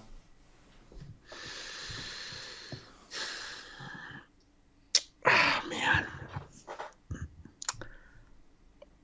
Oh, I'm going to have to go with Volkanovski here. I think he's the more refined fighter. I think experience is going to play a factor. I think Topuria will be champion one day, just not now. Yeah. Because he's still quite young. He's younger than me. So, yeah. I don't think that curse of 35 is going to kick in yet. And that's the point. That's one of the points I was going to make. I was actually going to make 2 points to wrap this up. Does the 35 curse still carry weight, given that 35-year-old Raquel Pennington became champion last month? Oh, that is true. She broke the curse. She did. Or does it count with it being women's MMA? It still yeah, counts Luke for Thomas me. is coming up with every single kind of stat to try and think, no, it doesn't actually count because this X and Y. He keeps changing it every month. Well, because it used to be like, all weight class. No, just lower weight classes. But now, now I don't know. I think the curse of 35 does exist, but I think it's similar to the curse of walking out to Eminem for a fight. Where, like, I don't think curses are a said and done thing. People can break their own curse, because Robbie Lawler walked out to Eminem going, "I don't care about a curse," and then go out and knocked out like Robert Volkner or whatever, who was with the head kick, and he was walking out to Eminem. I think that curse is real because I think that's just a natural decline when you start leaving your prime as a fighter is around that era. So Volkanovski probably has like another year or two left at the top at this level. Realistically, that said, I don't think it's now. And the other thing I was going to point out as well, I was doing a bit of reading into Ilia Topuria's sort of like history. His MMA debut, his pro debut, came in a promotion called WCW. Waka wa hey. Yeah, I can't remember what the initials were for, but I found that quite funny that it was WCW. Was it in 2000? No. Like he was part of the New Blood angle, the stable. You know what? He was a cruiserweight. He would have been a part of 3 Count. Best friends with Tank Abbott. Yeah, Tank Abbott got him into the sport, dude. Oh yeah. That's actually hilarious. So that is our preview there for the UFC 298 preview show. It's been a lot of fun, as ever, Joe, to be doing this show. A little bit later recording than normal. I've had to sacrifice a few things to get this done, but I think it's been thoroughly worth it. Yeah, that is on me. I will openly admit, it was my D&D group's first session with their new characters last night, and I think I had an adrenaline dump as soon as I got done. And I remember coming to my room, messaging you. I don't remember anything until the sun was up. Because it's usually like 4 a.m. whenever I shoot this with you. But, now it's coming up on noon and I went, uh-oh, when I woke up in panic. Yeah. And we do appreciate all the support that you've given both the INC and INC Live over the months. We are appreciating it more than ever, and especially the sort of contributions that you make over on the Patreon page. In return, we've been trying to get out as much sort of exclusive content as we can. So we've got our own sort of spin-off series, INC Caged, where me and Joe will talk about pretty much anything that comes to mind, like a good half an hour chit chat about. It's sort of like our version of Room Service Diaries, if you want to put it that way. Also on the Patreon page, you can nominate retro reviews for Joe to cover as part of his series here on INC Live. Speaking of which, Joe, we do have a retro review which will be coming out later this week. And bearing in mind that we're in California, it's appropriate that we're covering one of California's favourite sons. So, who is the subject and what are we covering? To quote actually my opening line on the retro review, but it's such a good line, I have to use it. Out on bail, fresh out of jail, California dreaming, Nick Diaz is here. You know, I had to reference some Tupac there, but Nick Diaz, you know, probably the favorite son of California MMA, him or Uriah Faber, right? And Nick Diaz, Paul Daly is the card that got, which that fight is, I hadn't seen that fight in like maybe 5 years, and it was like just, if you know kind of fight. I don't want to spoil too much, but wow. It almost was Strikeforce Miami, which it was really fun in the comments were all saying, like, you guys have no idea what you're missing out on with Strikeforce Miami. I was rooting for Strikeforce Miami. Which turns out we all were. And we actually debated going, do we just do that one anyways? But I wanted to talk about Bobby Lashley. Dude, I wanted to talk about Herschel Walker. Because I think that's the fight where he gets head kicked and just goes,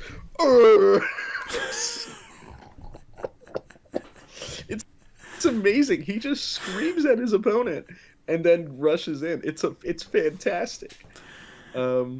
So that is what you can look forward to on Thursday. That's going to be our day when we upload all of the retro reviews. If there is a retro review card in particular that you want to nominate, for just $1 a month, you can get the chance to nominate one. We'll pretty much cover anything within reason that Joe can get his hands on. And also you get access to all of our exclusive content. Some of the, we're unlocking some of the videos that got blocked off YouTube, so they're going to be on there soon enough. INC Uncaged, as we mentioned. In March, we'll be covering another retro review series.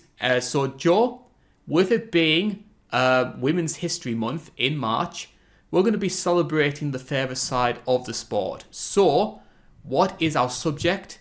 What are the nominees? The nominees, I actually forgot all of them, but I remember two big ones. I know the winner. Or what could be the winner. The poll is still open. Oh, yeah, technically the poll is still open, isn't it? Yes. I can tell you what you guys should vote for. Hear me out, guys. You have go into it. Pulling up this. I thought after what happened last month, we would have tried to close that loophole. You would think I would be pretty good at this point, but I've made a terrible mistake. It is. Do you have the list there in front of you? I do. Yes, I do. You're just watching me drown at this point. Because it's Invicta 1. I don't have it here in front of me. Was it Invicta 7? I should point it out. Okay, so for International Women's Month, we thought it would be appropriate that we would cover a classic fight card from the all-female promotion Invicta, which over its history has been sort of like the starting point for several of the great female fighters of all time, future UFC champions, that sort of thing. So we thought, International Women's Month, nobody's ever going to choose an Invicta card as part of the Patreon request. So we thought we'd tick that box and see, try and celebrate one of the most important promotions when it comes to women's MMA. And one of the most underrated ones ever, because we have Invicta 1, great card, it's really good. Invicta 5, which I think has the best female fight of all time on it personally. Like, that card is unbelievable. Invicta 13 and Invicta 21. Yes, Invicta 13, of course, Chris Cyborg at her destructive best, 3 title fights on that one. And then, almost on sort of like the other side of the scale, one of the most entertaining Invicta cards as well, including the fight that got Megan Anderson into the UFC. Mm-hmm. She's main eventing 21 against I forget her. I remember her last name is, but what was her first name? It's Charmaine Not So Sweet Tweet. Okay, I was like going like, my brain went to Charlemagne tweet. And I was like, that's not it. You're not saying that. Yeah. I just think Charlemagne. She was also in the UFC. I thought she was in Parks and Rec. Great show. Fantastic show. Patreon.com/It's Not Cage Fighting. If you do want to try and help us out, we do really appreciate it at this moment in time. I think some of you would have been aware of some of the sort of copyright issues that we've been hit with the channel over the past couple of weeks. So just basically to keep us ticking over, to try and pay Dom and Alex for their voiceover work, any contribution that you give us will be greatly appreciated, and you get tons of exclusive content in the process. For now though, this is the end of the UFC 298 preview show. My name's been Karl Bainbridge, that's been Neal, and we'll see you again next week as we travel to Florida for UFC 299. This is the INC, thank you so much for watching.